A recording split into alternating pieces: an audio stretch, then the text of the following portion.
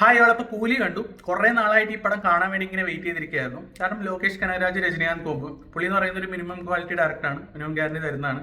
അപ്പോൾ അതുകൊണ്ട് തന്നെ അത്യാവശ്യം നല്ല എക്സ്പെക്ടേഷൻ ഉണ്ടായിരുന്നു. പക്ഷേ പടം കണ്ടു കഴിഞ്ഞപ്പോൾ എൻ്റെ കംപ്ലീറ്റ് എക്സ്പെക്ടേഷൻ പോയി കിട്ടി. അതായത് ലോകേഷ് കനകരാജിന്റെ കരിയറിലെ ഏറ്റവും വേസ്റ്റ് മൂവി എന്ന് വേണമെങ്കിൽ പറയാം. ലിയോ കഴിഞ്ഞിട്ട് ഇപ്പോൾ ഇതായിരിക്കും ഏറ്റവും വേസ്റ്റ് മൂവി. കാരണം എന്താണെന്ന് വെച്ച് കഴിഞ്ഞാൽ ഈ പടത്തിനകത്ത് ഒറ്റ സീൻ പോലും നമുക്ക് ഇമോഷണലി കണക്ട് ആവത്തില്ല. വളരെ വേസ്റ്റ് സ്ക്രിപ്റ്റ്, അതിൻ്റെ കൂടെ തന്നെ ഭയങ്കര ഡിസപ്പോയിന്റിങ് എക്സിക്യൂഷനാണ്. അതിൽ ഒറ്റ ഗൂസ് ബംബ് വർത്തി മൊമെന്റ്സ് ഉണ്ടായിരുന്നില്ല. രജനീകാന്ത് എന്നൊരു ആക്ടറെ കിട്ടിയിട്ട് പുള്ളീനെ മര്യാദയ്ക്ക് യൂസ് ചെയ്യാൻ ലോകേഷ് കനകരാജിന് പറ്റിയില്ല എന്ന് തന്നെ പറയണം. അതുപോലെ തന്നെ ഇതിൻ്റെ അകത്ത് അഭിനയിച്ച മൾട്ടി സ്റ്റാർ ചിത്രമാണ്. ഇതിനകത്ത് അമീർ ഖാൻ ഉണ്ട്, ഉപേന്ദ്ര ഉണ്ട്, നാഗാർജുന ഉണ്ട്. എന്നാൽ ഇവരെ ഒന്നും പ്രോപ്പറായിട്ട് യൂസ് ചെയ്യാൻ ലോകേഷ് കനകരാജിന് പറ്റിയില്ല എന്ന് തന്നെ വേണം പറയാൻ.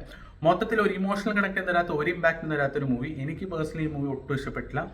എന്നും പറഞ്ഞ് ഈ പടം മോശമാണെന്ന് എനിക്ക് തോന്നുന്നില്ല. കാരണം നിങ്ങൾക്ക് Rajinikanth fan, hardcore Rajinikanth ഫാൻസിലേക്ക് ഇഷ്ടപ്പെടുമായിരിക്കും. പക്ഷേ എനിക്ക് പേഴ്സണലി ഈ പടം ടെക്നിക്കലി വളരെ മോശമായിരുന്നു. ഫൈറ്റ് സീൻസ് ഒന്നും മര്യാദ എടുക്കാൻ പറ്റിയിട്ടില്ല. പിന്നെ ഫ്ലാഷ് ബാക്ക് സീൻസിലൊക്കെ ജനറേറ്റഡ് സംഭവങ്ങളൊക്കെ ചെയ്തിട്ടുണ്ട്. അപ്പോൾ അതും ഒട്ടും കൺവിൻസിങ് ആയിരുന്നില്ല. അങ്ങനെ മൊത്തത്തിലൊരു ബിലോ ആവറേജ് മൂവി ആയിട്ട് എനിക്ക് തോന്നിയത് പേഴ്സണലി. ഇതെൻ്റെ പേഴ്സണൽ ഒപ്പീനിയൻ ആണ്. നിങ്ങൾ ചിലപ്പോൾ ഈ പടം കാണുമ്പോൾ നിങ്ങൾക്ക് വേറെ രീതിയിലായിരിക്കും പെർസീവ് ചെയ്യുന്നത്. അതുകൊണ്ട് നിങ്ങൾ പടം കാണാൻ പോകുന്നതിനെ കണ്ടിട്ട് അഭിപ്രായം പറയും. വീഡിയോ ഇഷ്ടപ്പെട്ട് ഷെയർ